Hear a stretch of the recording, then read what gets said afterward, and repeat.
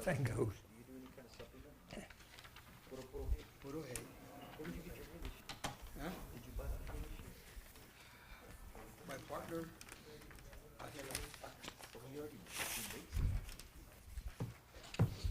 so we both have it, or, you know, si trae una pedo, Did y'all I have have to pay for it. No, pero.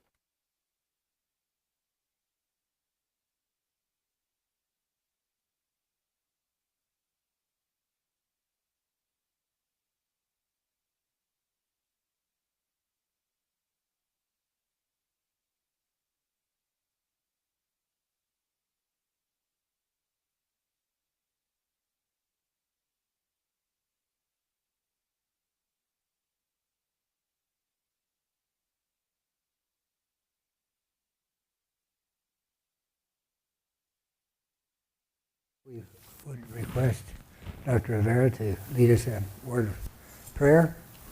Yes, sir. Let's bow our heads just a moment. Heavenly Father, we thank you for this beautiful day of life you've given us today. Sun, rain the other day, and best you continue to give us the blessings you've given us so far in our lives and the ones that you have prepared for us in the future. Most of all, we thank you for that unconditional love you have for us. We ask you to bless this institution and be with us tonight to guide us as we make decisions that are going to be a benefit to our students, staff, faculty, and our taxpayers. We ask this in Jesus Christ's name. Amen. Amen. Thank you. I'd like to call the meeting to order.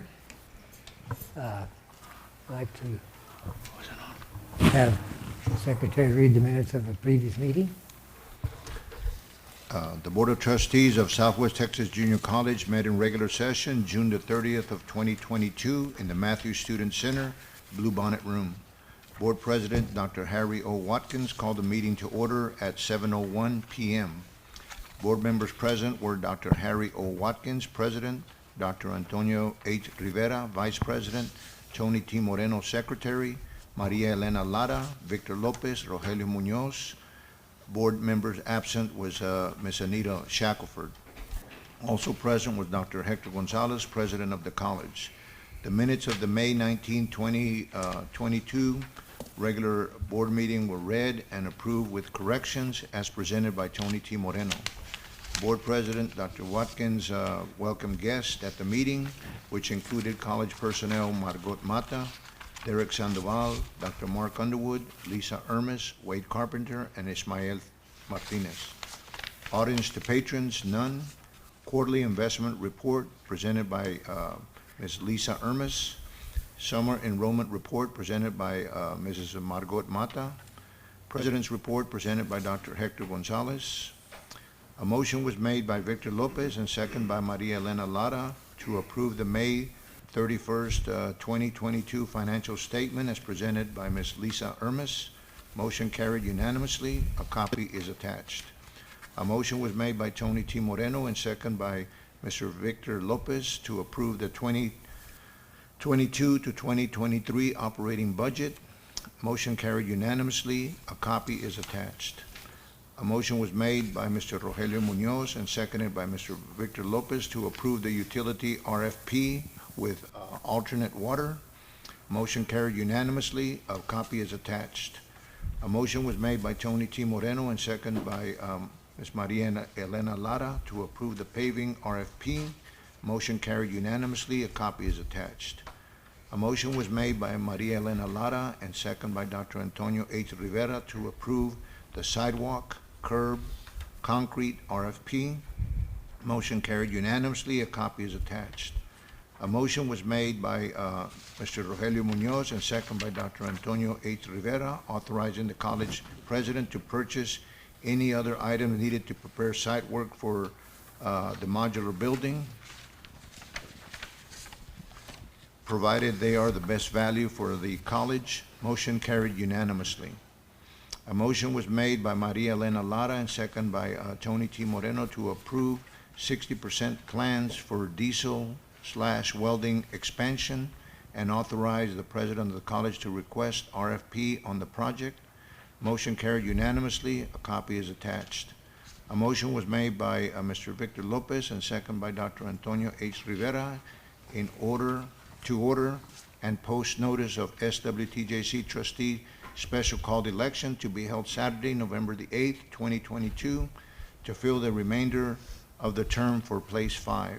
The college will coordinate with the public schools, counties, and cities to hold the election along with their elections in the Tri-County College area and pay half of the expenses to hold those elections. Motion carried unanimously. A copy of the order and notice are attached. A motion was made by Maria Elena Lara and second by Tony T. Moreno to set the time and place to draw for places on the ballot for Tuesday, August the 23rd, 2022 at the Administration Building in the President's office at 12 p.m. Motion passed unanimously. A copy of the notice of the drawings for the place on the ballot is attached. A motion was made by Tony T. Moreno and second by Mr. Victor Lopez to add, revise, or delete local policies as recommended by TASB Policy Service and according to the instruction sheet for TASB Localized Policy Manual, update number 43 with no changes. Motion carried unanimously. A copy is attached. Board President Dr. Watkins called the board into executive session at 7:50 to consider A, employees terminated, resigned, retired, new hires, and transfers under Texas Government Code 551.074. At 9:04 p.m., the SWTJC board reconvened in regular session. A motion was made by Mr. Rogelio Munoz and seconded by Mr. Victor Lopez to approve salary increases, 2 steps for employees, 4% for administration, 6% for the college president. The motion carried unanimously.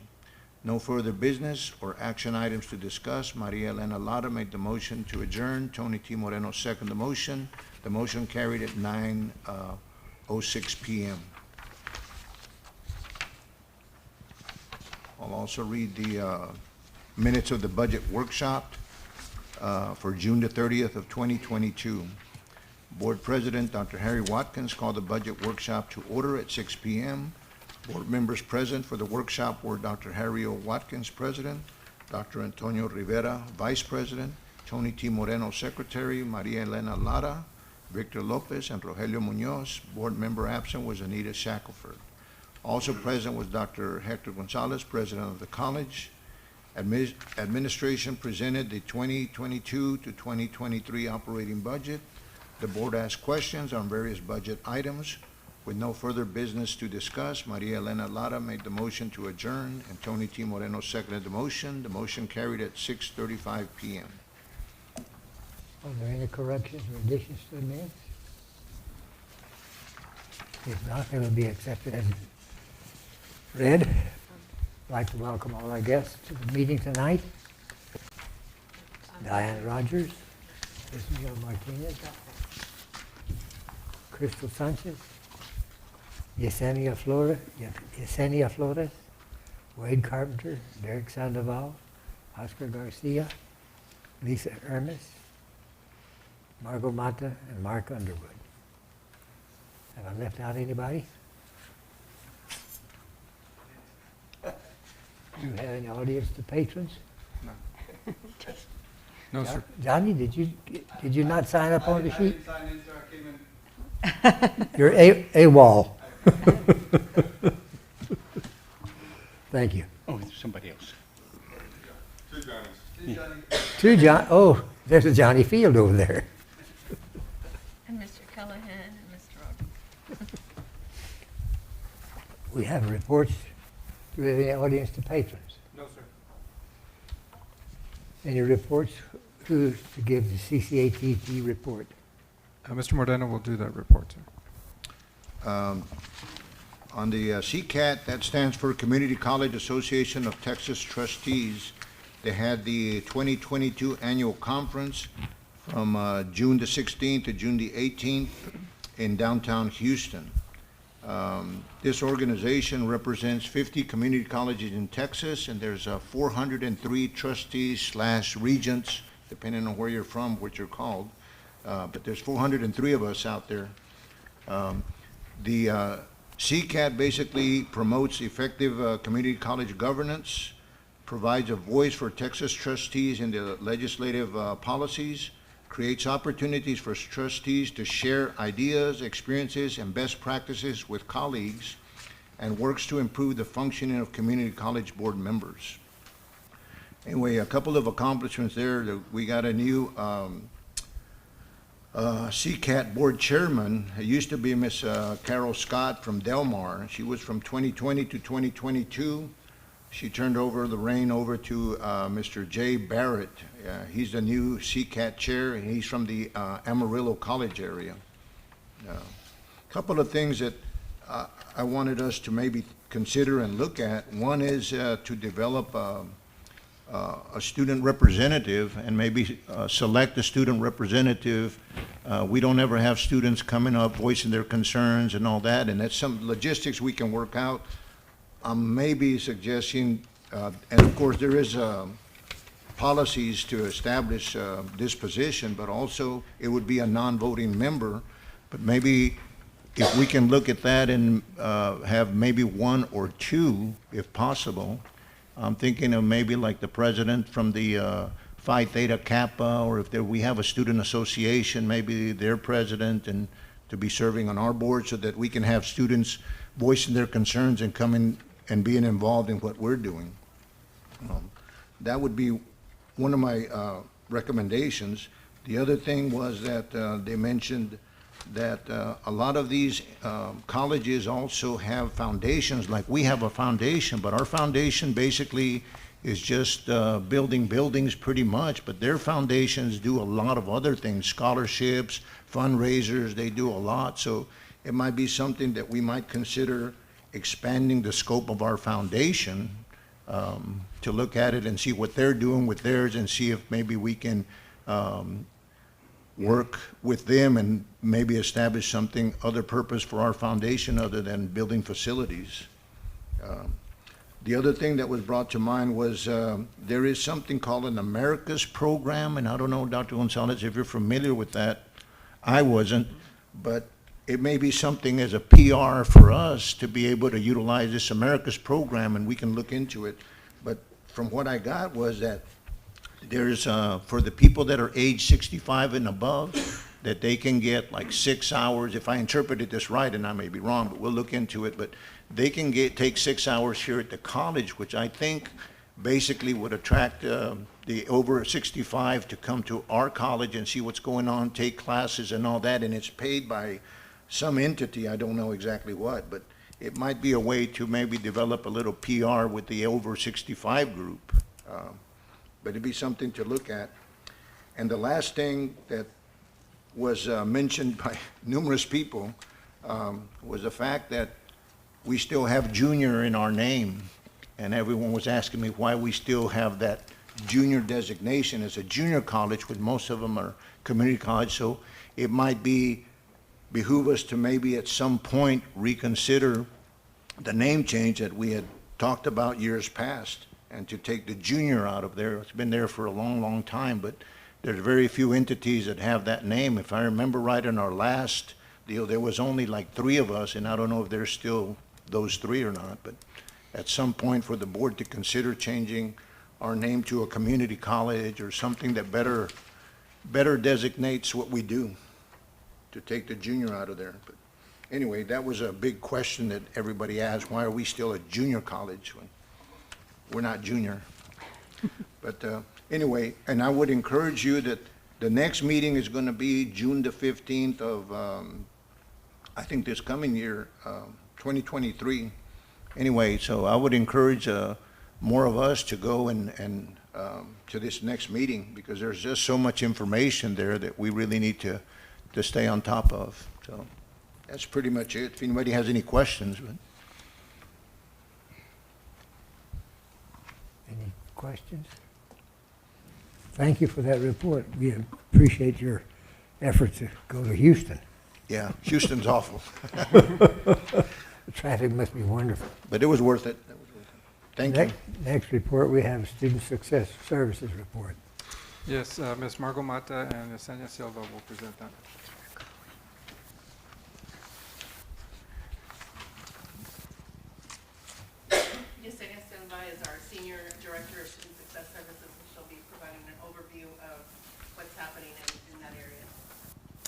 Good evening. Again, my name is Yesenia Silva. I'm a Senior Director of Student Success Services. This is our 1-year anniversary of our restructure, and I just want to say I'm so proud of our team and the work that we've completed in 1 year. And I'm going to go ahead and present that tonight and let you see what we've done. So last June, we decided that a restructure would help us to change. The change would be made better.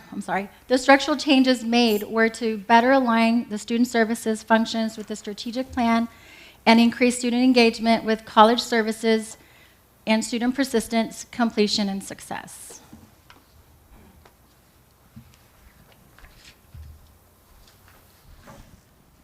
So we decided that we would join our departments. So we brought together our holistic advising, our disability support services and mental health, student success centers and writing centers, transfer and career, STEM, and library.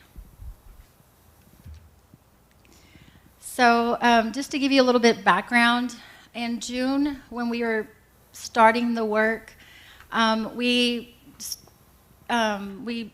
we decided that we would have leads, right? So this is our team, and so our leads we would include STEM, which is Crystal Ballesteros, Director of Office Grants Manager, Brenda Cantu, Director of Libraries, and then our leads would be Claudia Valdez, Student Success, Holistic Advising, Success Coach, Teresa Crow, Success Coach, Disability and Support Services and Mental Health, Annalisa Conde, Success Coach, Special Programs Lead, and Rosie Rodriguez, Success Coach and Transfer Career Lead. So once we built our team, we decided that our advisor role would change to Success Coach. And by that, we were able to,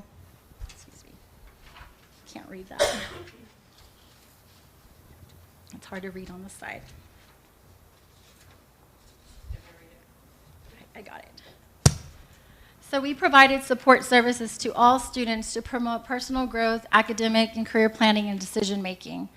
Assist students in developing personal career pathways in order to achieve successful transitions to post-secondary education, training, and employment. We've decided that this would be the best way to track student achievement, meeting goals, and most important, the work that we've been doing is building relationships with students. So one of our strategic plan initiative was to build better communication, and this year our data results for this academic year were 15,338 set more appointments. That was the total for all sites. We had 5 texting campaigns and a studious contacts, 2,827 for fall and 2,795 for spring.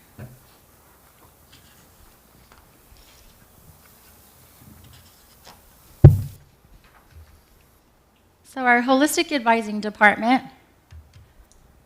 so we decided that we would also redesign our website to include our career and academic pathways.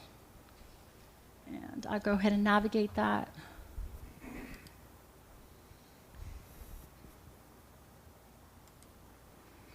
So our career and academic pathways,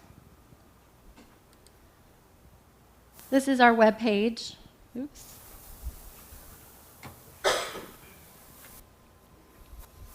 Where did it go?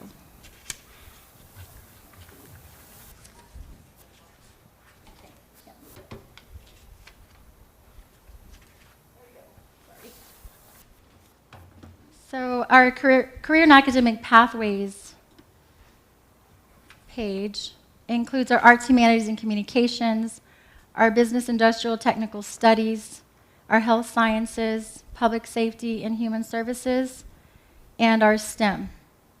So when we, let's just say we want to explore STEM, it gives us all of the areas. They can click on here, learn about those specialized areas, and then you can also schedule an appointment with Claire Insenia, who is our STEM coach, and she is located at all locations. And you can do this for every program, for every career pathway. And it's also tied to our programs page as well.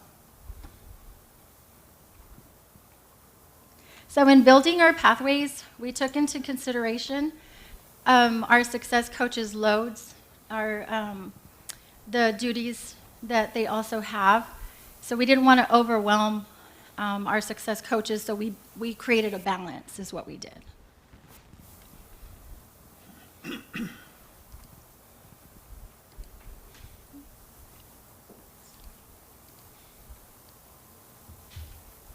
And so our advising initiatives, so what we've done since last year when we met, we decided that we were going to focus on our strategic plan and what our students' needs are.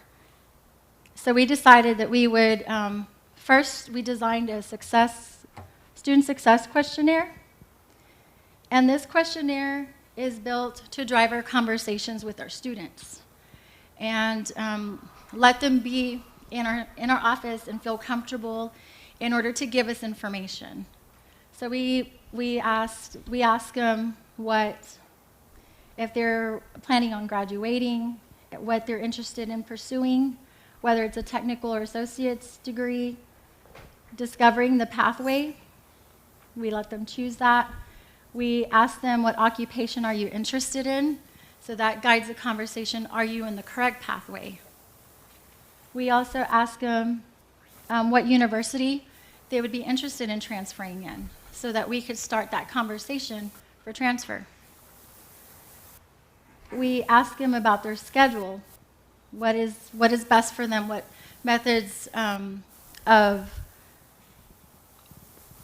they would like best or learn best, and the format, and when would they be most interested taking their classes, whether it's morning, day, or evening. Resources were important. And then what we did was we tied financial aid, TRIO, local community resources. So we use this as a referral system in-house to be able to refer them to different offices.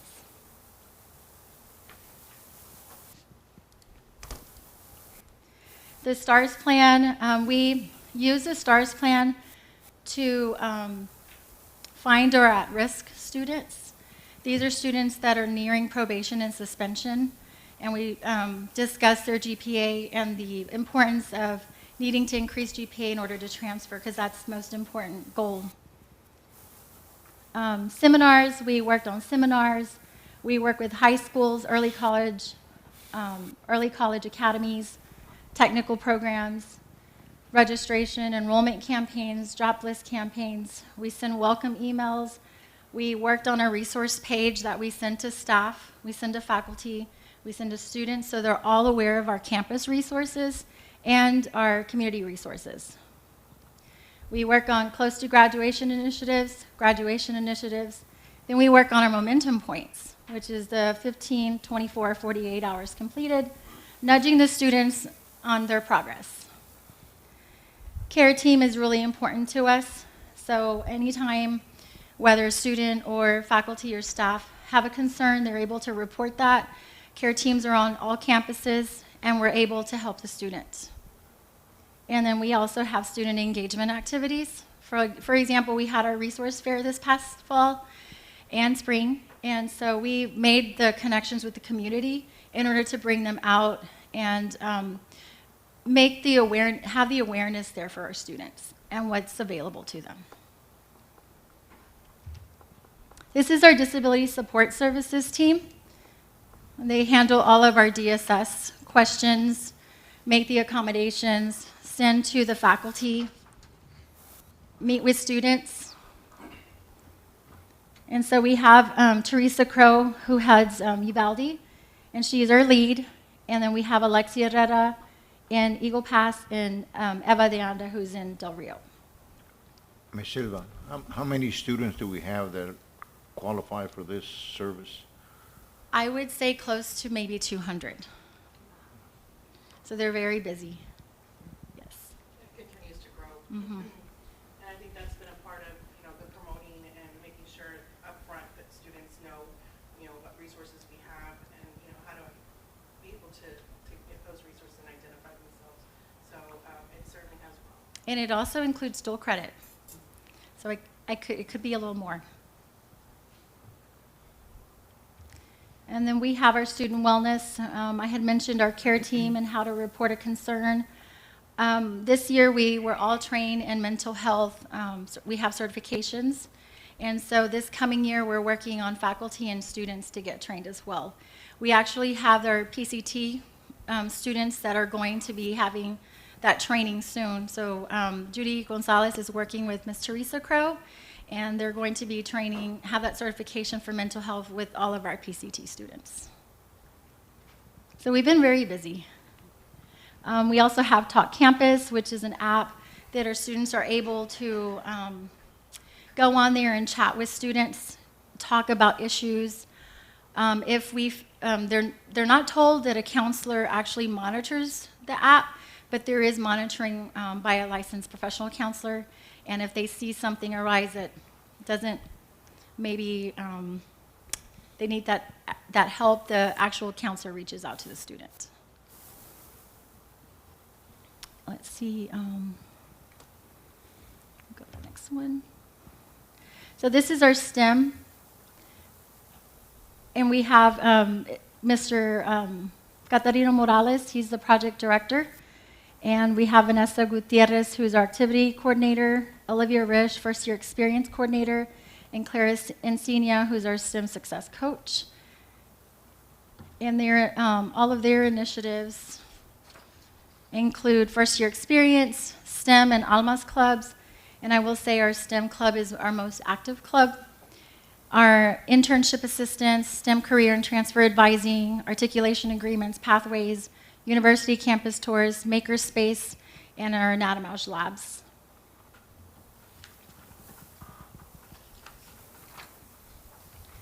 Our student success and writing centers include our in-person and virtual tutoring sessions. We have Tutor Me, which is a 24/7 tutor application that dual credit our students can use it 24/7, weekends, nights. They're able to schedule a session with the tutor. And our hours have increased dramatically using the Tutor Me, mostly also on the dual credit side. And we're also able to, the students may borrow TI-83 or TI-Inspire calculators. The tutors actually visit classrooms, and they're requested by our instructors at any point. And then we have our IEP student tracking and follow-up. And our IEPs are students who have gone to financial aid suspension, and they're needing to make that commitment and come in for tutoring. And so we always have success when a student is on an IEP.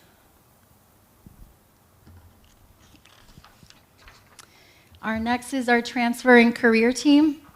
And we have Rosie, who leads here on the Uvalde campus, Rosie Rodriguez, Dory Lee Baez in Eagle Pass, and Sandy Colombo in Del Rio. And they focus on graduation. So we monitor students at 24 hours. Everyone's constantly monitoring our groups of students. And so what they do is they make sure that they're meeting the 24-hour credit completion. They're talking to them about transfer, what universities you want to go to, and they just start preparing them, making sure they're taking the right courses, that they're on track, GPA-wise, pathway-wise.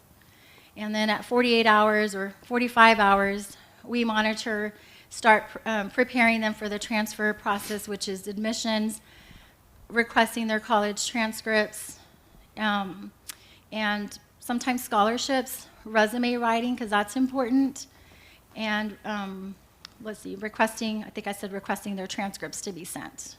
They also have been working on a career closet for job interviews. So we're looking for donations of gently worn clothes, and so the students can come in, get prepared for an interview, go over resumes.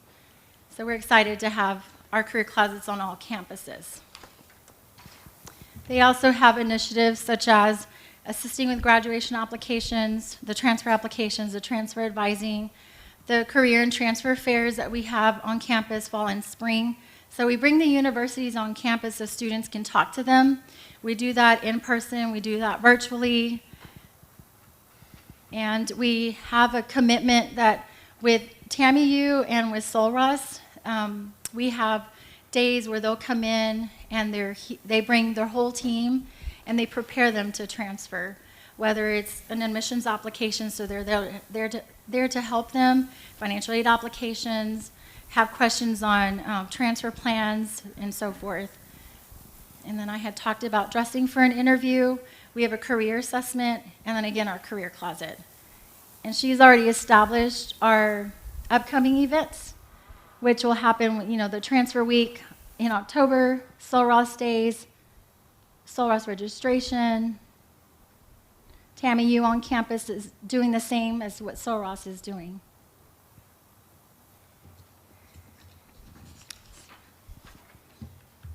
Our library.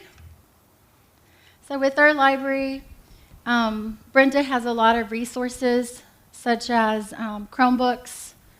She also has study rooms, computer labs.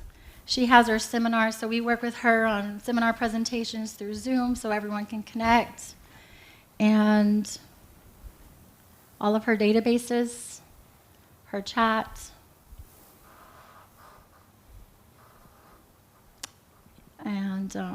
And then the issue of their student IDs are at the library as well. And so I've been very proud of everything we do with our team. We've been working really hard. And with the support of VP Mata, she's been very supportive in all of our transitions. And that's basically my presentation. Do we have any questions? Where are you physically housed in the campus? I'm in the Flores building. So we actually started with maybe 10 to 14, well, maybe less, advisors. And so the whole team now that we transitioned to Success Coach, we're 18 people.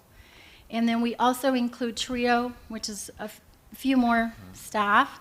And so overall, we're about 30 in our team that does the same thing all across campuses. What we do for training, we've had lots of training. We communicate through Teams, and we put all of our trainings in Teams. We put all of our files. So if someone has questions, it's there for them to be able to have accessible. And then lastly, our Estudios Zogotech, we're working on dashboards. We're super excited because I think it's going to be easier for us to click, and we're going to have our data. So we're super excited about having our data at hand.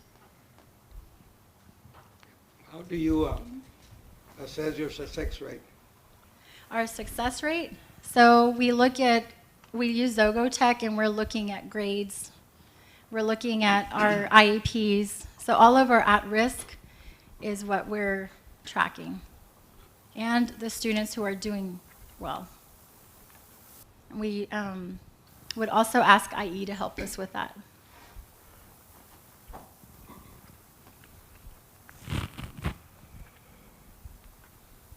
Thank you. Thank you. Appreciate your input.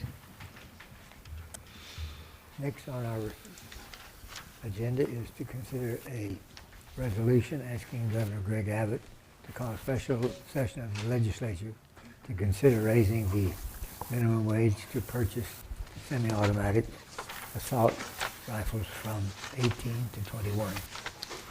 Yes, sir. So this is item number 6 in your board packet. I'll read it. It's not a long resolution.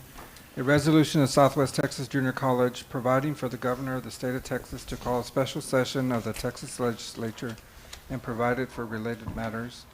Whereas Southwest Texas Junior College has consistently supported efforts to protect health and safety of all students, employees, and members of the 11 counties we serve. And whereas during the past decade, gun violence has increased dramatically across the United States, in the state of Texas, and within our 11 county service area. And whereas on May 24th, 2022, in the city of Uvalde at Robb Elementary School, 19 children and 2 adults were murdered. Additionally, 11 children sustained gunshot wounds by an 18-year-old who purchased the assault rifle before the incident.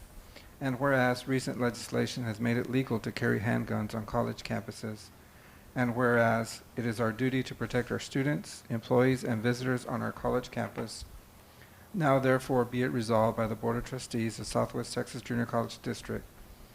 Southwest Texas Junior College calls on Governor Greg Abbott to call a special session of the Texas Legislature to consider raising the minimum age of purchase from 18 to 21 for semi-automatic assault-style rifles. Is there any age at which time the students can carry a gun on the campus? Or can they do it at 18 or 16 or 15 or whatever they want to? So the minimum age in Texas to purchase a weapon is 21. Jimmy, Derek, Johnny, can they, Purchase a handgun is to 21. purchase a handgun, I'm sorry. Rifles are 18, but can a student carry a handgun on campus if they're under 21? No. So the campus is open.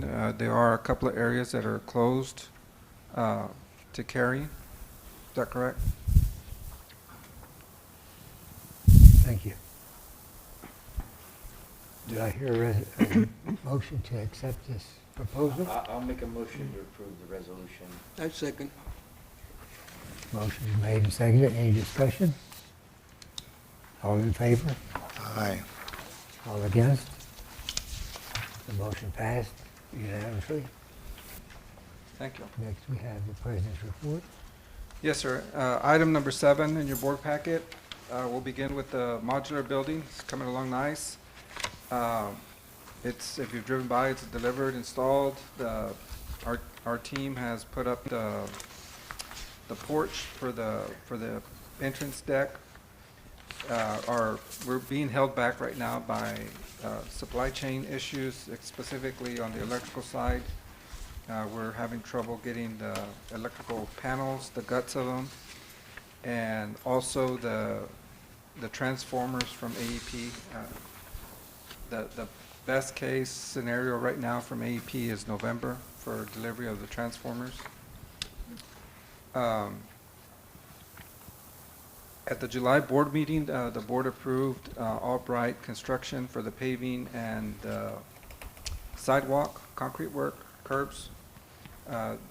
We let them know that they were awarded the bid. However, they came back and said, we forgot to include this, we forgot to add that.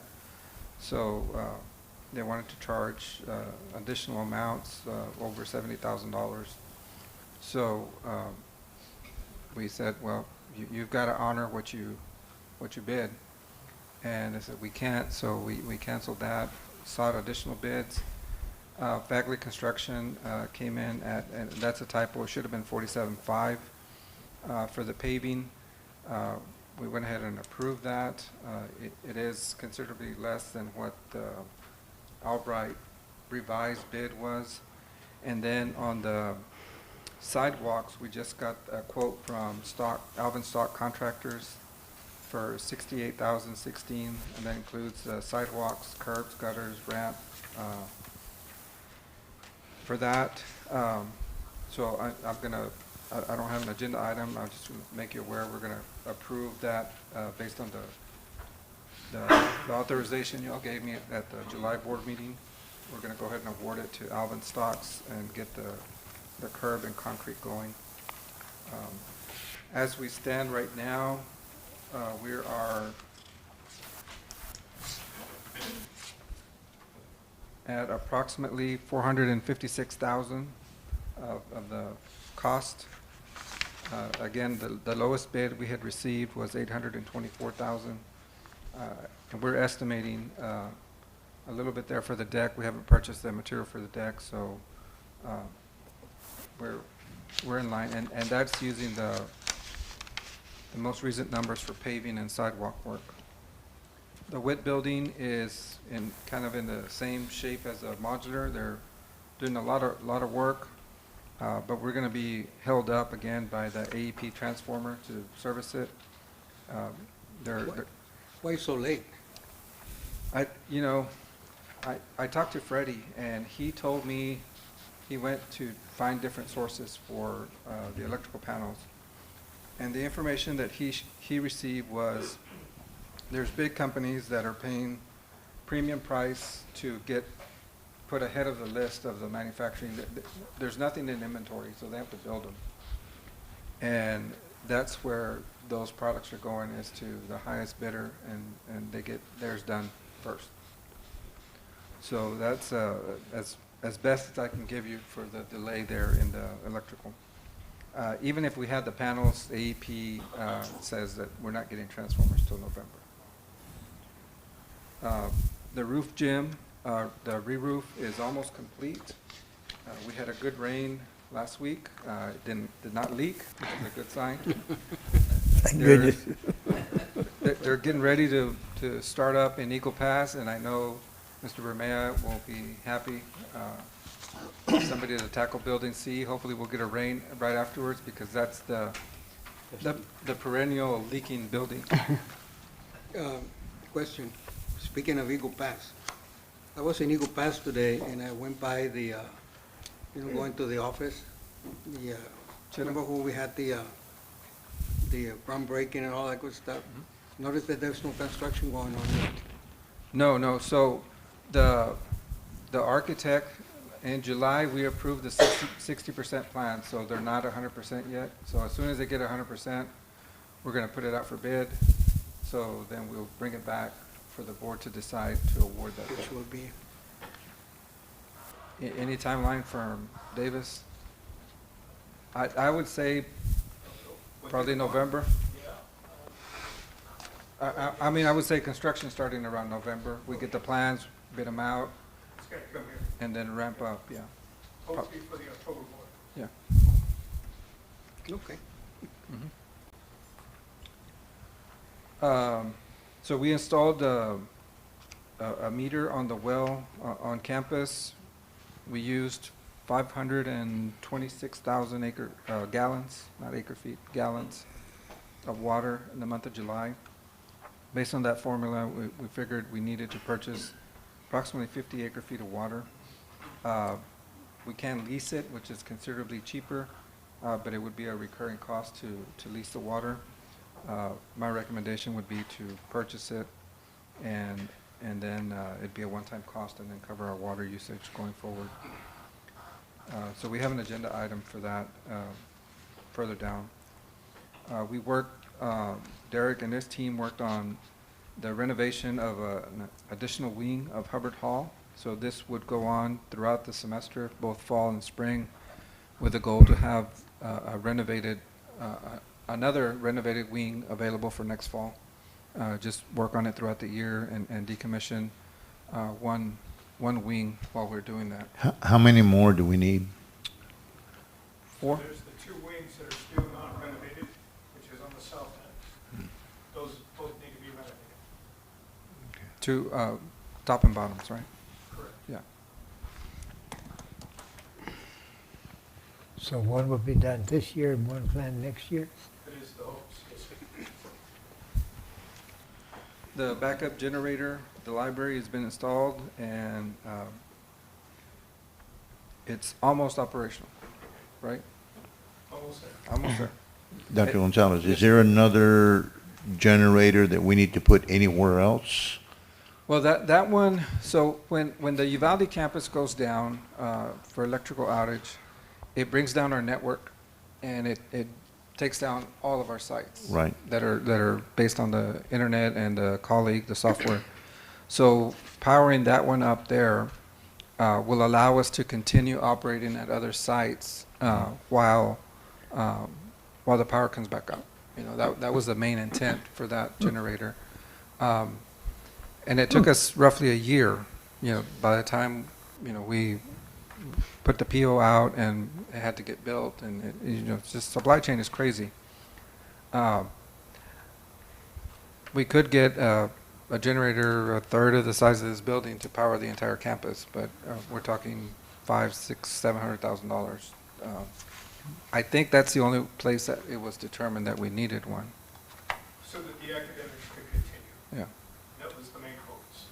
Okay. We didn't want any academics going on in Eagle Pass and or Del Rio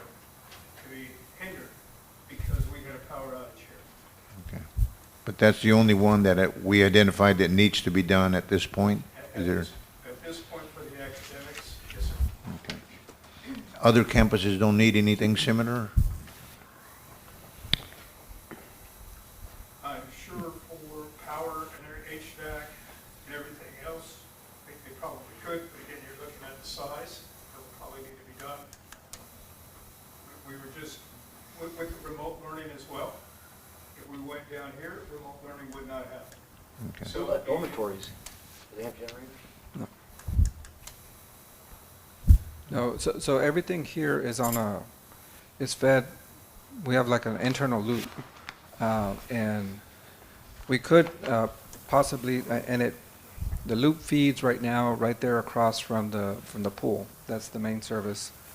And I think we're trying to do a secondary point off the WIT building that will back feed. We have an internal underground primary cables that feed transformers that are located throughout campus.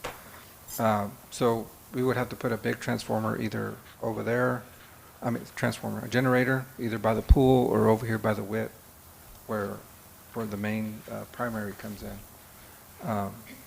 The other thing that complicates things is that AEP does not let you power up on their side of the stream, only on past the transformer. And since we have so many different transformers, we would literally have to put generators past every transformer. We probably have 10, 15 transformers on campus. This one was going to be powered by propane. We didn't want a propane tank sitting right there next to the library. So what we did is we bored underneath the ground all the way to Airport Drive to connect to natural gas. Mm-hmm. So it's powered by natural gas now. That would be an additional cost to putting putting generators at every transformer. So it can get expensive. Yeah. In the short term, we thought that this was the highest priority to maintain, the instruction. We funded that through our HERF money, the CARES money, because it supported our remote learning. Okay. Going down, Good Jobs Challenge, we were not awarded that grant. They awarded 32 of them. I think there was maybe one in the state of Texas. I don't think it was a community college. We did receive the SSARP. That is the fifth version of CARES HERF money in the amount of $1.3 million, half designated to go directly to students. The other half is institutional. We're holding our half, or not holding, but we're not committing our half of the institutional until we have final census numbers. If we don't meet our targets for revenue, we can use some of that to offset the lost revenue. And then whatever is remaining, we can fund additional institutional projects that comply with the requirements for the HERF and CARES money. At this point, for enrollment, we're still enrolling students. First day of classes is on Monday. As of yesterday evening, this morning's numbers, we were about 200 students ahead of where we were at this time last fall. So if we continue with that target, with that rate, we should hit our target on Monday. Right, Margot? Going down to property taxes, just a little recap. I know we have an item or several items on the agenda for that. Property values have increased considerably. The highest was in Zavala County, due in large part to the fluctuation in mineral values, oil and gas. We are recommending a decrease in our tax rate from the current rate of 0.15 cents 35 to 13.39, about a 2-cent decrease per $100 valuation, which will provide property owners a decrease in their tax bill, even with increased property values. Campus police, we have vacancies for additional police officers. We're recommending a fourth to the Uvalde campus and one additional for Eagle Pass and Del Rio. In addition to our armed security that we have traditionally used in Eagle Pass and Del Rio, bringing on board a licensed peace officer to those campuses. In our efforts to interview, recruit, we need to make an adjustment, or we're asking for the board to approve an adjustment to our campus police salary schedule. We're one of the lowest paid entities in our area, and we have that as an agenda item, further down. And then finally, with our law enforcement academy, I just wanted to give you a brief update here. In response to the Rob incident, we reviewed our curriculum and the state requirements for the topics that we must cover. And our academy is directly aligned with the state mandated curriculum, which is now 720 hours. There's 42 different modules included in it. I will share with you after the George Floyd incident, we looked at the curriculum and they sought ways to integrate additional training around multiculturalism and racial profiling. Similarly, due to the Rob shooting, we looked at that training. Currently, the state does not require active shooter training in the basic peace officer. Generally, they're already employed by an agency when that, and it's required for those peace officers that are working directly with the school district. However, beginning this semester, we're going to embed an additional 16-hour of active shooter training, so all of our cadets coming out of the academy will have active shooter training, the 16-hour course upon their graduation. And it's only, like I said, it's only mandated for school-based peace officers within 180 days of their hire date, but we're going ahead and going above and beyond and including that in the basic peace officer training that we provide. In addition, we hired a consultant that's going to come in the first week of September, review our academy curriculum, our training practices, trying to just get an external set of eyes to review what we're doing and identify best practices and where we can enhance the program. And I know we have our law enforcement academy coordinator What on about hand. mental health issues? Is that going to be part of their training too? Mr. Beal? We already have a 40-hour module for mental health, which is our CIT module, plus another de-escalation 8-hour training that's a part of the academy. So we do address mental health already in the academy. It's just that on the active shooter part, it was such a small portion. We would like to do the 16 hours and get everyone trained up before they graduate the academy. Okay. Just an update on what we're doing and how we're modifying based on our scenario here. We had a general faculty meeting this morning. First day of class, as I stated earlier, is Monday, the 22nd. We have our Palomino Festival, the September 2nd through the 4th. We'll have a Labor Day holiday on the 5th. A proposed public hearing on the tax rate on September the 8th, and then our next board meeting on September the 15th. Our report. Thank you. Next item on the agenda is to consider an act on a financial statement as of July 31st. Yes, Lisa? sir. That's number 8 of your packet. On the deck sheet, statement of revenue and expenditures for the 11 months ended July the 31st, 2022. In the revenue section, total education in general, $49,293,779. Student aid, $12,324,644. Auxiliary enterprises, $1,101,255, for a total income for $62,719,679. In the expenditure section, Total educational and general, $40,778,773. Student aid, $16,396,703. Auxiliary enterprises, $1,425,644, for a total operating expenditures before debt service of $58,601,120. And the total excess revenue for the 11 months is $1,878,278. And pages 2 through 11 of your packet are the details supporting. I'll give you a few minutes to flip through there in case you have any questions.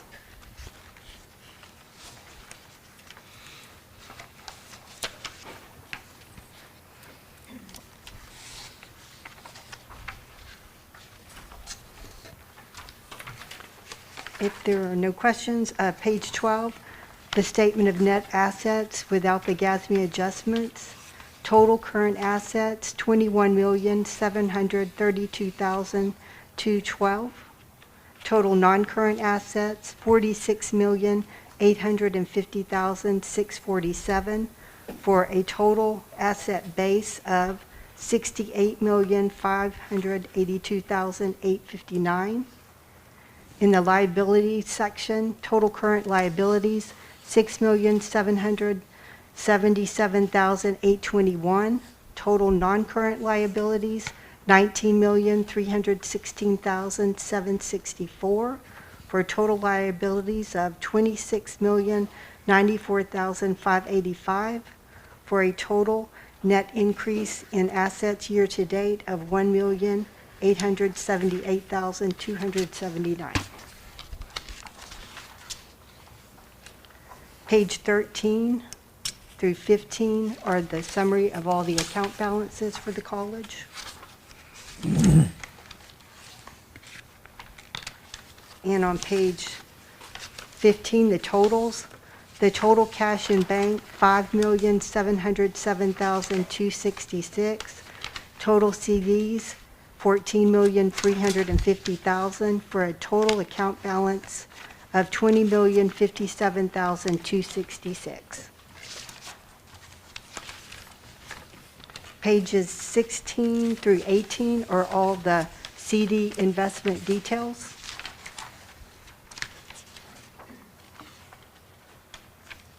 And on page 18, the total CDs, restricted, $8,850,000, unrestricted, $5,500,000, for a total CD investment of $14,350,000.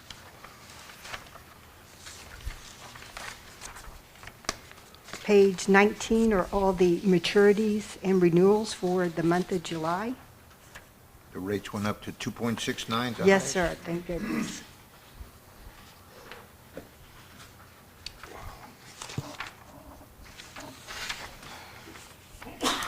And page 20, total scholarships, $986,861.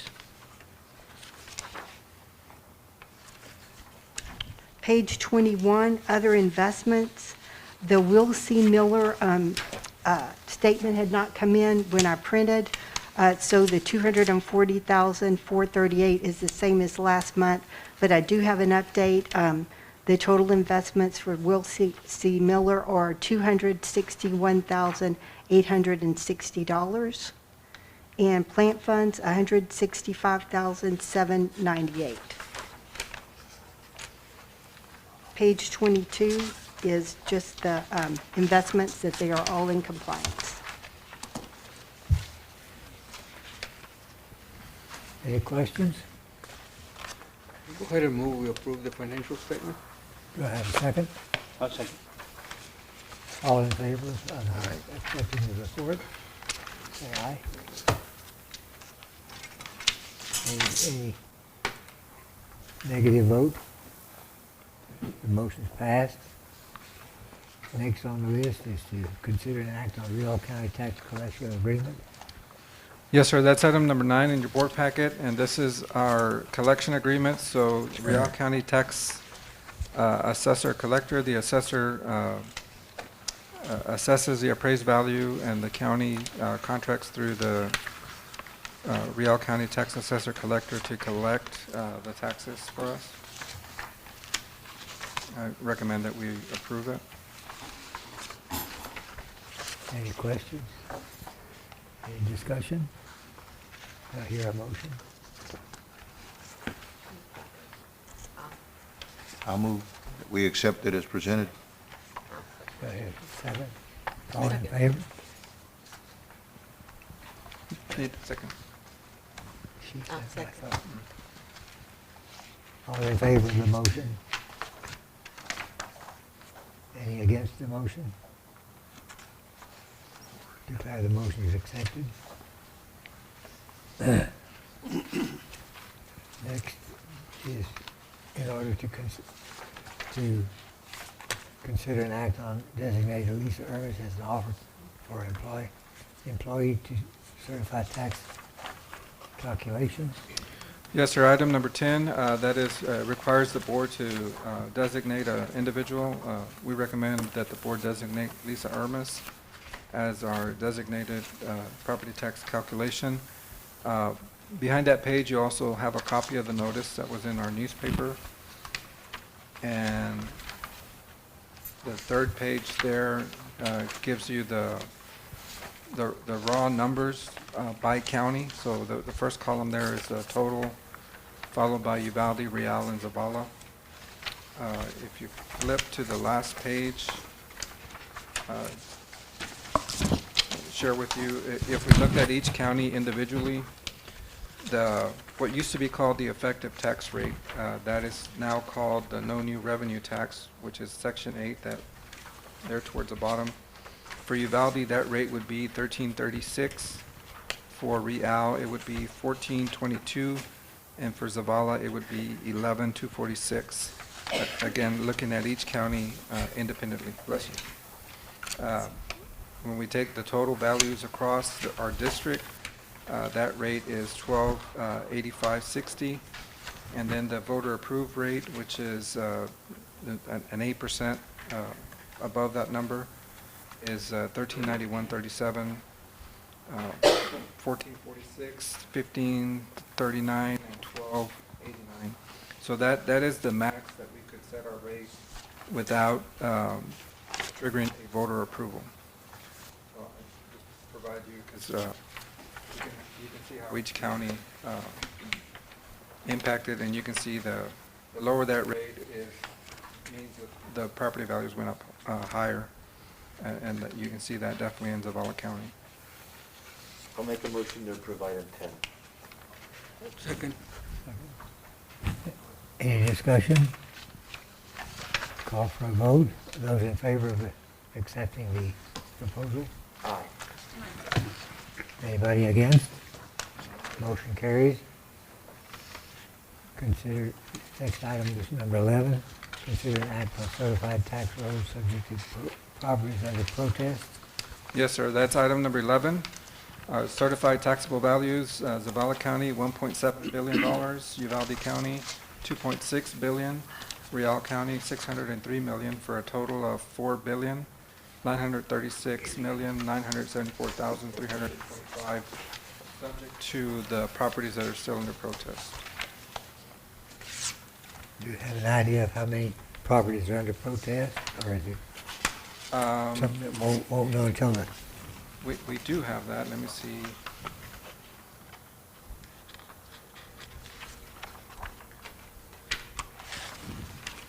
See, most of those should have been resolved by now, right? They should. I know Real is still looking at some of those. You know what? It's on the It's on the schedule. I'm looking for it. on item number 10. There's a property under protest line.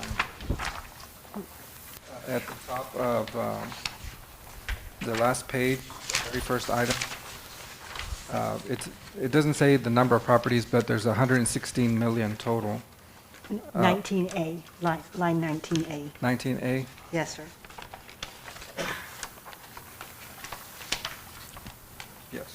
And to- Those are totals, Rob. Those are the total values, not the individual parcels. So 97 million in Uvalde and 19 million in Real County. Zavala reports zero value, still under protest. Nice information. I think in Uvalde it was like 600 and something that were still under protest or something like that. Do those get resolved pretty quickly? They what? The protests, do they have a hearing, or how do they get resolved? They still, those people have to still go to the ARB and go through that process. The people that are protesting, yeah. When is the protest over with? When is it resolved? I don't know the time. I would have thought they would have already had it done by now. I know most people already got their, I know I got my date. No, they're still working on that. Had a few issues with Uvalde, the ARB, someone resigned, there's not enough time. I think this past year, we had the most protests we've ever had. It's just a sign of the times. Well, everybody's values have gone up is a problem. Everybody on them protested. Like every year they go up. Big time. Well, that's the other issue that we need to discuss, because valuations went up. You saw in the paper that over the past 5 years, the county has been 40% over the past 5 years. This year, I think the county was 15%, somewhere around there, and I think for the college it was 15% also, and then with the city it's 10%, so you add all these percentages up, people are just getting blasted. Even if the entities don't increase their value, their tax values and stuff, you're still paying more money. It's the bottom line. So Well, the appraisal districts, I think the legislature requires them to change their formulas of the way they calculate the values, and so they just, every year, people are getting hit with. Which is what happened in Zavala County. That's what happened. I mean, people are going up 100% on the value of their property in 1 year. Yep. Yeah, the state came in and said, no, you're doing it wrong, you have to do That's this. exactly what happened in Uvalde a few years ago. Well, but that's not really a fight for us here today. Do property values really change that much? Well, the values in practice probably hadn't changed, but the way the taxing entities value them has. I'll make a motion to approve item 11. Go ahead and second. All in favor? All right. Anybody against? Motion adopted. Now we have item number 12, is a motion to consider an act on the proposed tax rate. Yes, sir. So going back to that information on number 10, I would suggest that the board propose to adopt a rate of .1339 per $100 valuation, which is the midpoint between the no new revenue and the voter-approved tax rate. Would be a decrease of approximately 2 cents per $100 valuation.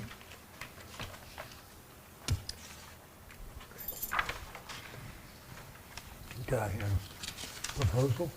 I go ahead and make a motion that we accept the recommendation of administration, the Second. tax rate at .1339 for 100 valuation. Mary Lynn has Probably seconded the motion. Second. All in favor? Aye. Aye. I'll vote nay. So we have 6 Did you take down all the names? 1 Yeah. negative. One nay.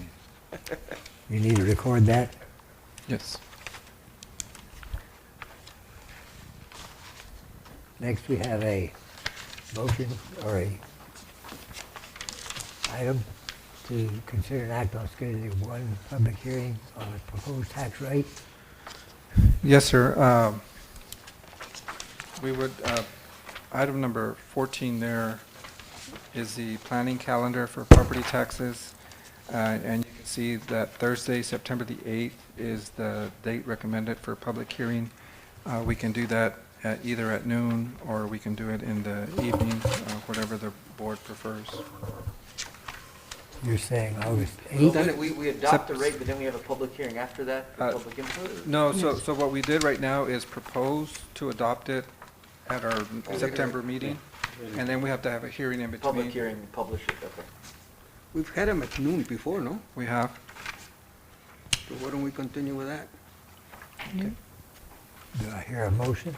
I won't be here. Okay. Don't cut it on my lunchtime. On the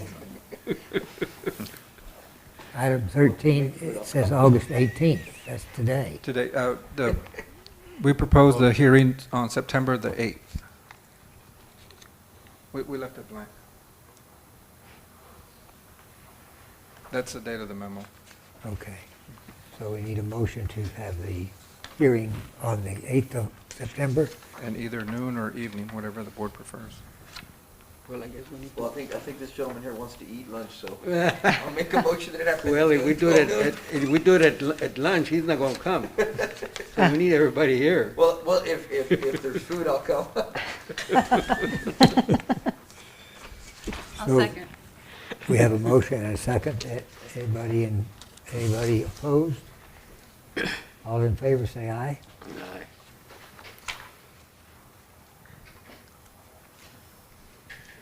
So number 14 is to consider an act on placing a proposal for adopt the tax rate on the agenda for a future meeting, Right, and that would be That would be September the- the 15th, our regular meeting. September meeting. So we need a motion to approve that date. So that won't be a special meeting, it'll be the regular meeting. We just need to take a formal action as a board to That's state all. that. Do I hear a second? Second? A second. All in favor? Okay.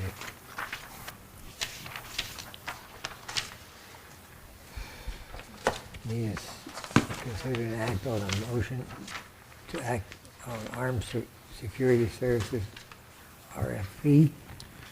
Yes, sir, that's item number 15. We brought that to your table. We had put a memo in there, and then I think Derek revised the memo, so you should have a new memo. That the recommendation is to approve, no, hold on. Make sure I'm reading the right memo, yes. To approve jet security at a rate of $25 an hour, RAM security at $27 an hour, and Vet Secure in America at $29.69, and these are for armed security guards. We will not use all three, but it gives us the board approval that all three are authorized. We will use the selected hours to backfill what our licensed peace officers, to supplement our licensed peace officers. And just give us the ability to perhaps use RAM in Eagle Pass, Jet in Del Rio or Uvalde or so forth. And Derek's here, he can answer any questions that y'all might have. So this proposal gives us the flexibility to use all three of them, whoever's available. One of the issues that we have here in Uvalde is the local police department is watching over the number of hours that their patrolmen are working. It's building up their own department. So we're struggling with finding security guards when our full-timers are on vacation, our full-timers are down with COVID. So we'll need that pool to tap into. Okay. And that's going to give us the same resources in Eagle Pass and Del Rio. And all three of these companies are willing to go out there? That is correct. And where is like Jet Security, where are they from? They're out of Houston. We received the RFP from Houston, Texas. We don't know a whole lot about them. Some of the recommendations were positive. So, and obviously the $25 an hour was a positive rate. That's what we're paying right now. Okay. And Vet Securing America, where are they from? They're out of San Antonio.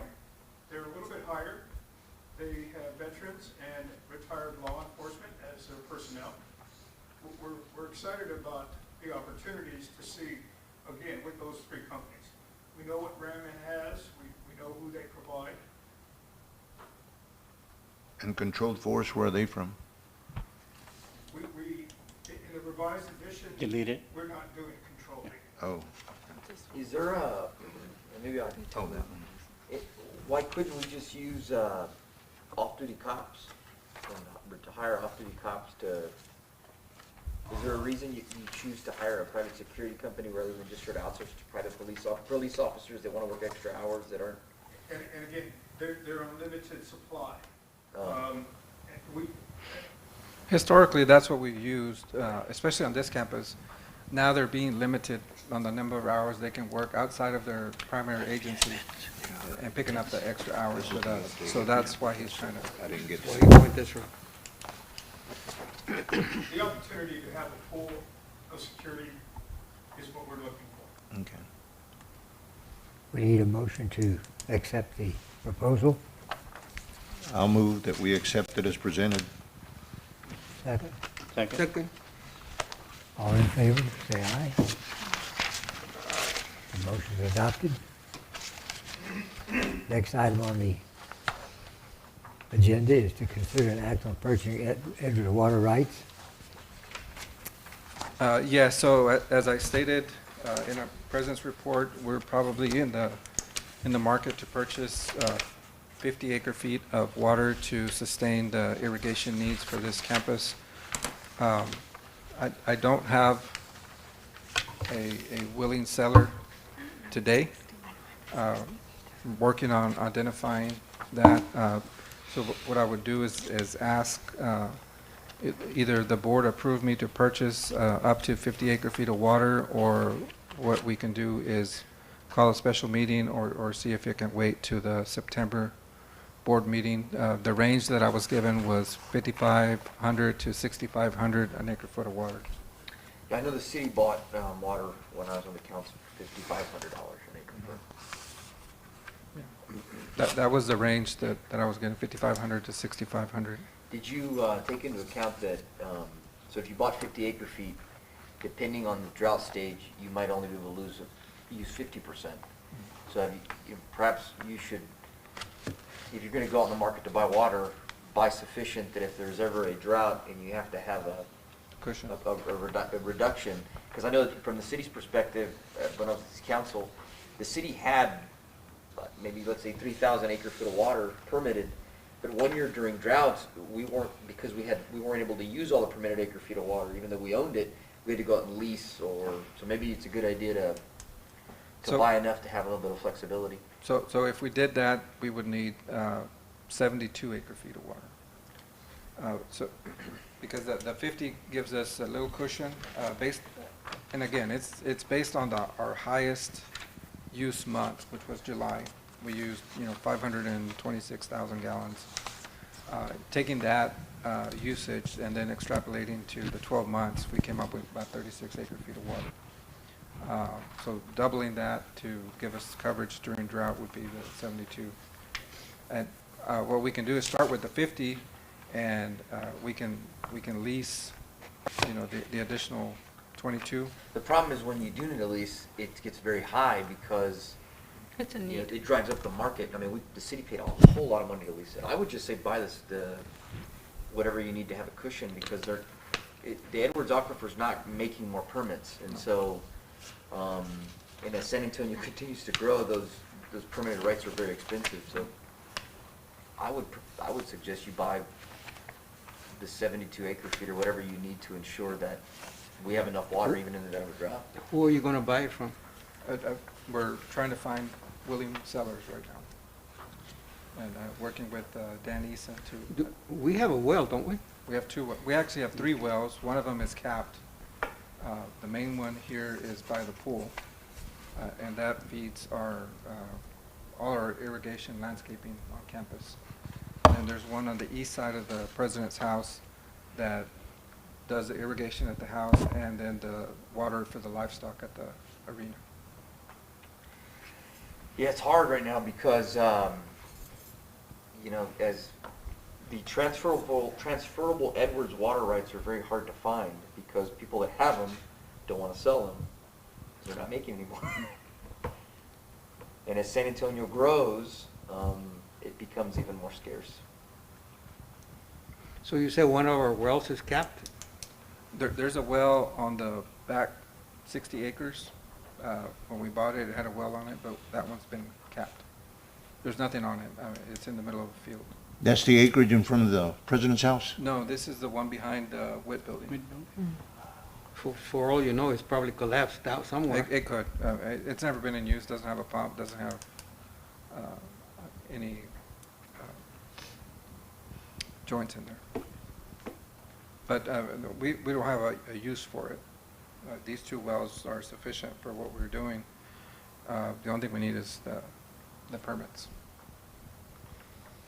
Well, I make a motion that, to give you authority to secure sufficient water rights that you deem appropriate for the future operation of the college up to, 72? well, I'm talking about per acre foot. 6,500?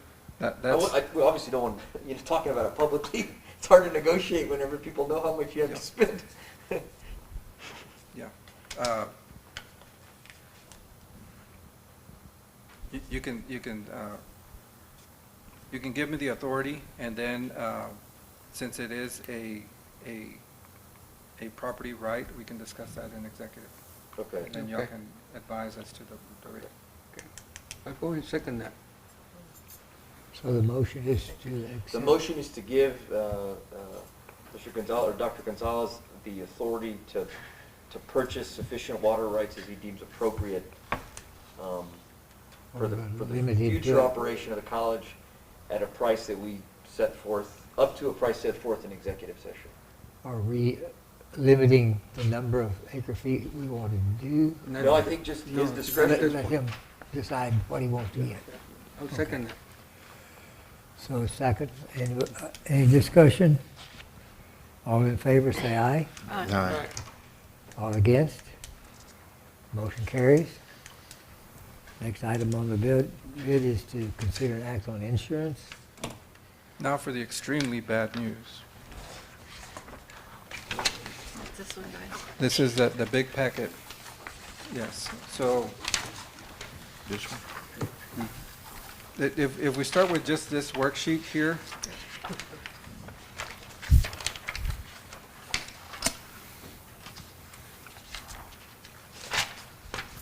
and I want to give you just a little bit of background. Let's see if I brought. On July 3rd or 4th, somewhere in that neighborhood, I received a letter from TASB, which is our current carrier, notifying us that they were going to non-renew us effective 9/1.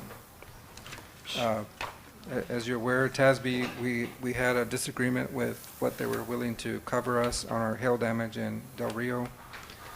I think our denial to renew was in large part due to that challenge. So that gave us barely a window to prepare the RFP for quotes. We received 95% of the quotes today. There's still one piece that's missing. But on that page, you see the TASB first 3 columns and the USI, the last 3 columns. Our general insurance coverage went up from $139,000 to $407,000. We still have outstanding the automobile physical damage coverage, and I think that's the only one. So when you look at, and I asked them to put our coverages side by side, you can see the deductibles, the limits. We're looking at a difference between $207,000 versus $644,000 that is still going to increase for the automobile physical damage. You have the actual quote that I gave you. I took out all the narratives. I do have a complete copy of everything if you want to see that. At this point, I mean, we have to get something in place by September 1. I would like the opportunity to call some additional carriers and see if we can't get, there was only one bid submitted, and this was it. We have to have coverage come September 1. But I would ask the board to give me the authority to get us insurance by September 1. Obviously, we can go with this one, but to give us an opportunity to perhaps call some brokers Get and something better, maybe. and perhaps, you know, shave something off that $407,000. But that is the only quote that we received. Wow.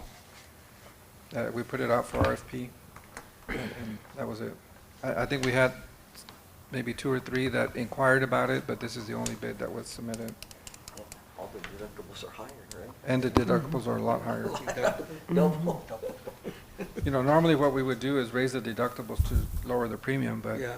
I mean, we raise the deductibles anymore, we won't need insurance. Yeah.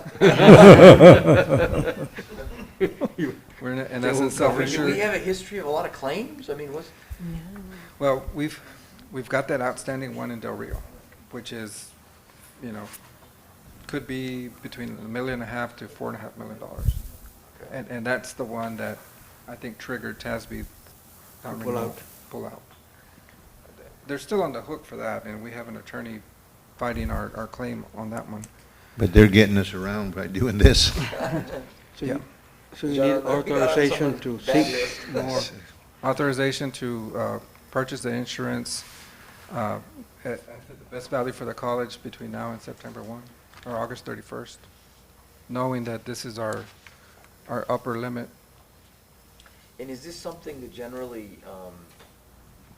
I mean, there should be a big market for carriers, right? I mean, is it a smaller market just because it's a college, or? Well, and that's what's confusing, you know, we put the RFP out and we only had this one, you know, generally we have like a 3 months window when we put our RFP packages and make phone calls.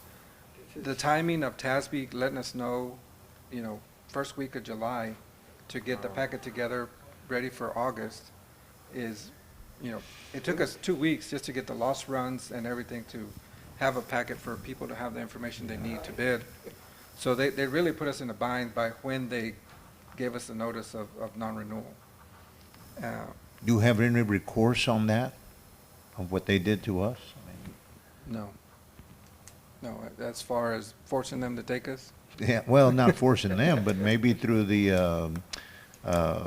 one of the community college association or something. I mean, it's,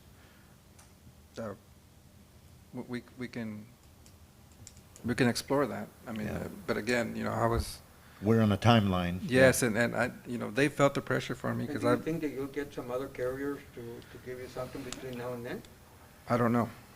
We have all the information they need, but you know, it's a short time crunch. The other thing they wanted is a 3-year commitment. Oh, God. They want a what? A 3-year. These people? Wow. Yeah. So,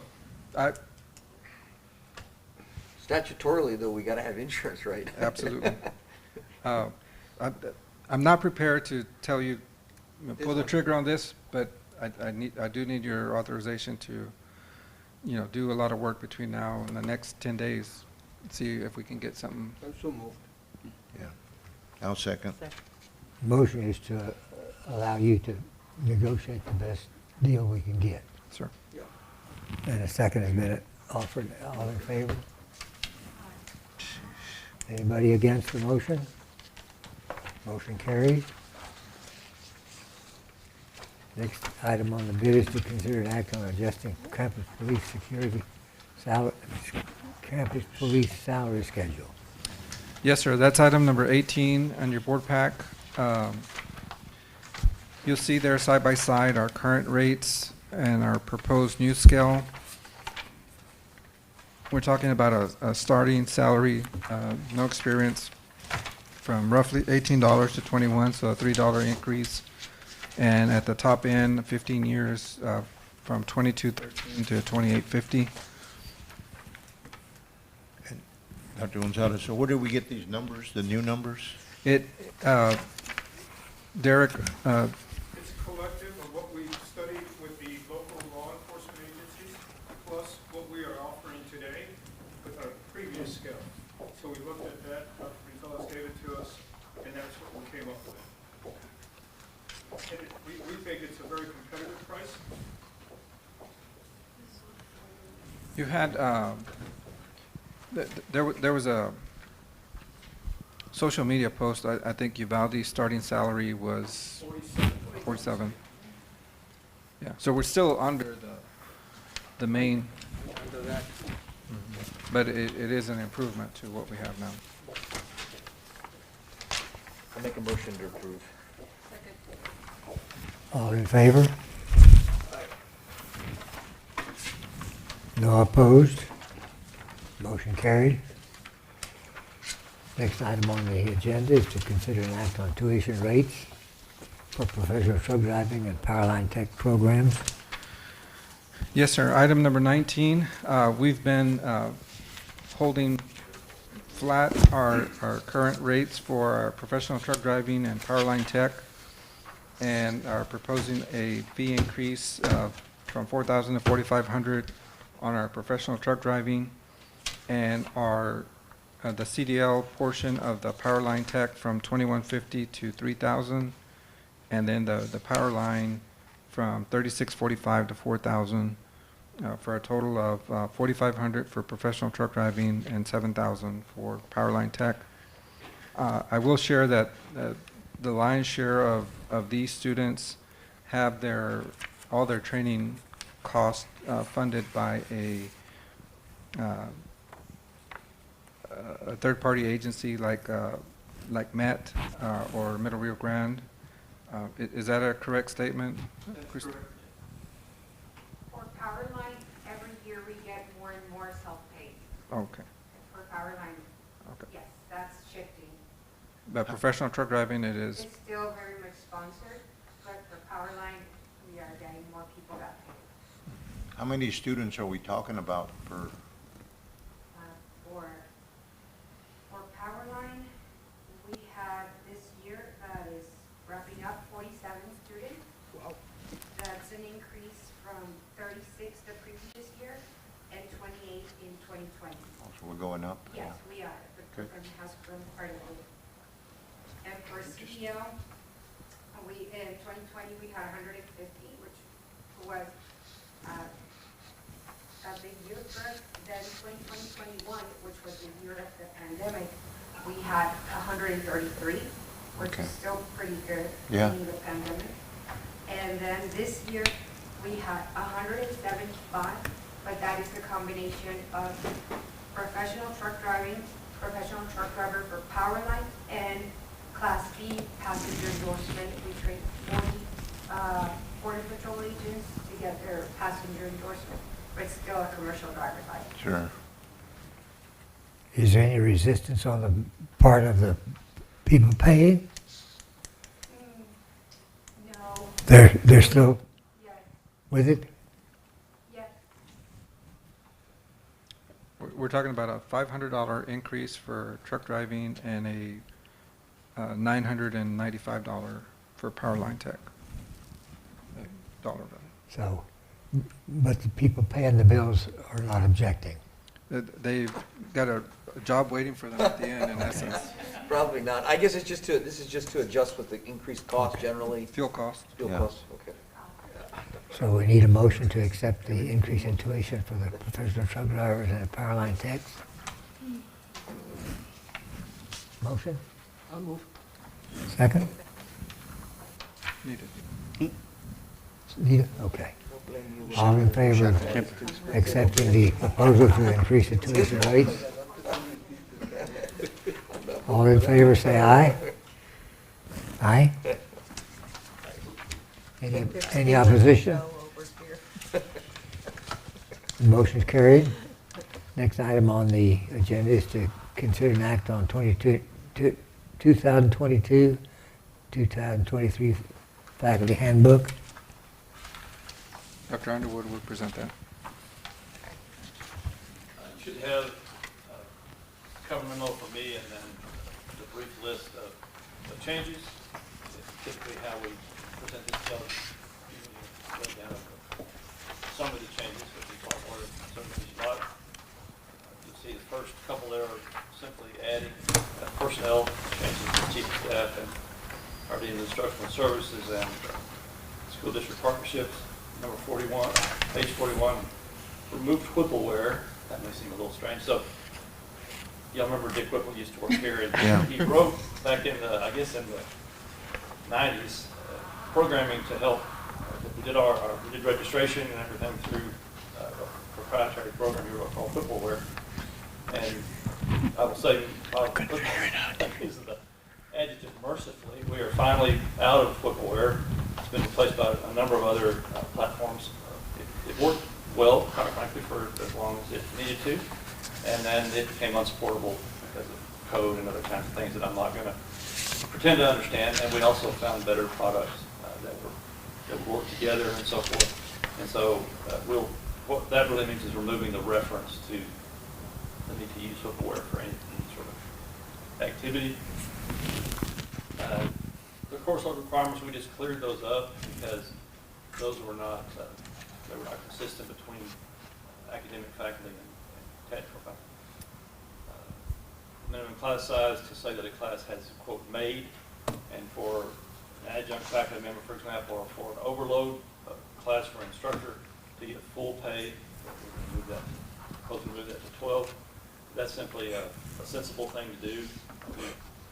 We still let some small classes go below 12 if they're unique classes such as a physics class or a special course. But institution-wide, that just makes better sense to have full classes. That's more doable as well because we have the smartboard technology and the Zoom technology. We will take 4 students in Del Rio and 3 in Eagle Pass and 7 here, and it's much easier to make a 12 single class than it used to be. Self-service, pardon me, page 55 to 58 there, Web Advisor. Self-service is simply the new name for what Web Advisor used to be. It's same company and everything. It's a much better product, and that's simply a terminology designation change that we need to put there. Part of Whippleware and part of a long-standing, not very well received, quite frankly, among the faculty, was a very cumbersome attendance reporting system, I'll call it that, where faculty would submit attendance records through Whippleware, and we could generate reports and help student services and faculty track student absences and so forth. That's much easier to do now through the learning management systems, Canvas, and a product that Ms. Silva mentioned a while ago, Studious.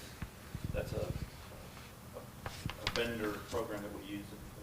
There's just other methods and better methods for doing that. The large page scan range there, 70 to 90, is removing the old professional development information.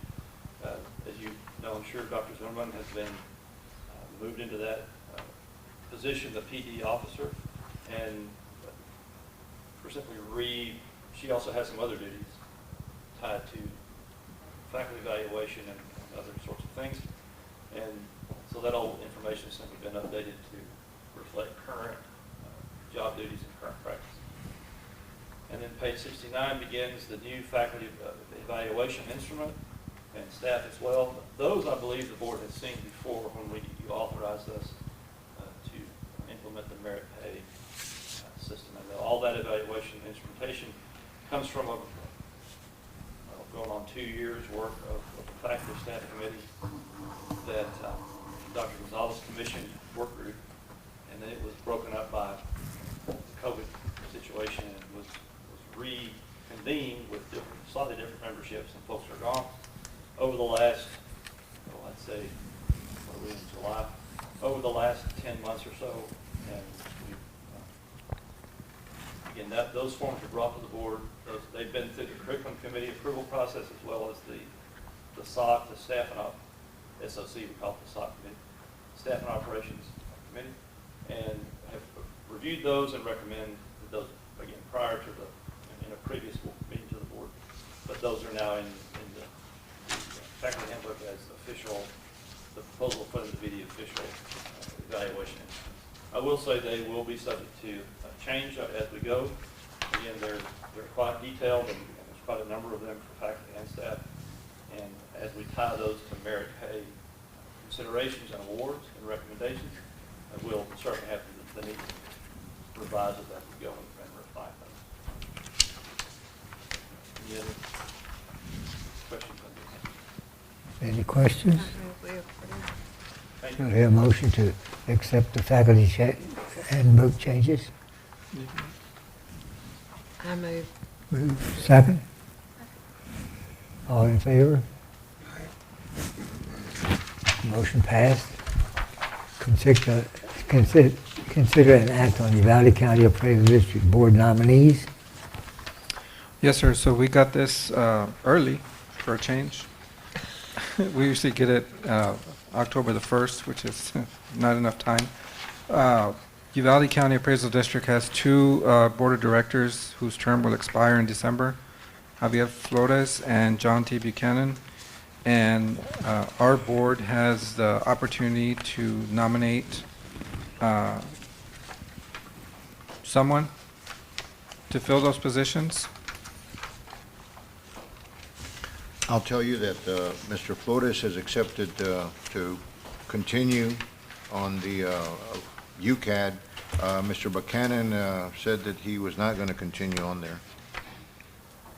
So there's going to be that position open where Mr. Buchanan's at.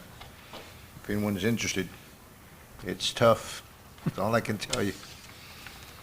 And Mr. Flores is He's the chairman at this point. But Yeah. he's He's from- a postman? He's the postman, and he works, he represents the School district. UCISD. He's on UCISD board. So after if the board decides to nominate somebody, then generally at our October board meeting, we'll have the opportunity to allocate how we want to Right. allocate our votes. It's a 2-year term. Do we have any proposals?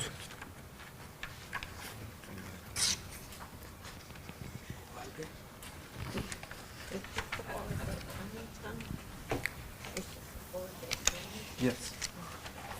So at this point, do we need to take action on that? If the board wants to nominate somebody, we have the opportunity. You certainly don't have to nominate somebody. If, Okay. the school or the county, I'm sure, will nominate someone. It sounds like Mr. Flores has already been nominated by another entity. Javier Yes, Flores. he has. So it's at the board discretion if it's not required that we take action there. Does anybody propose a nominee? If no nominee is proposed, do we just, Tommy, I'm on there. He's on. So Uh-huh. I'm not up for renewal You're yet. not up. Not yet, next year. I think she was asking if you had a recommendation. Yeah. No recommendation at this point. Okay. okay. We just found out on Tuesday Mr. Buchanan was not interested in continuing, so.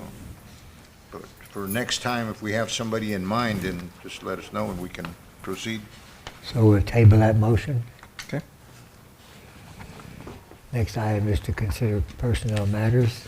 Board will convene in closed session in accordance with Open Meetings Act, Texas Government Commission Code 5510.074 to consider employees terminated, resigned, retired, new hires, transfers. And read this one as well. That would be B. 15107. Section 551.072 for the purpose of discussing a purchase, exchange, lease, and value of real property and negotiate contract for prospective gifts and donations. Okay. So we're now going to go to closed session.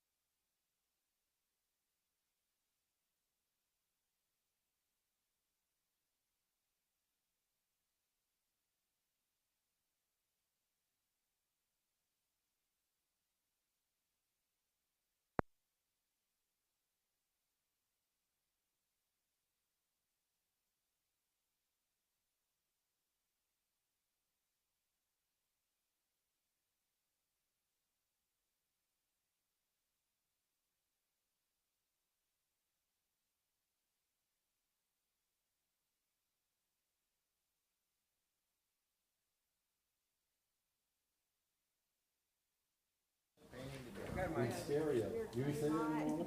Huh? Do we say stereo anymore?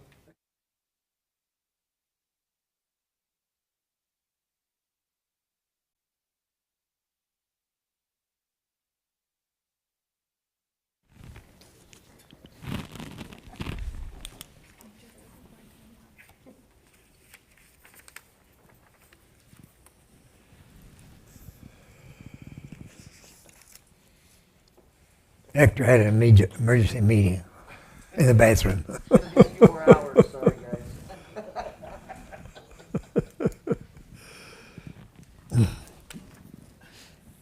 Do we need Hector to adjourn? No? I think we can go ahead and proceed. Yeah. Can we legally do Yeah, I that? think we, oh, well, I'll make a motion, how about that? And I can- I'll You make a you motion make that we a motion, adjourn. then wait a second, here he comes. Ian. Oh, my goodness. We were going to do this without you. That's all right. No further business to address, so we encourage a motion to Do we need adjourn. a second? To adjourn? It's now 9:30. All right. We are adjourned. Thank you. Thank you much. Aye. Thank you all for coming.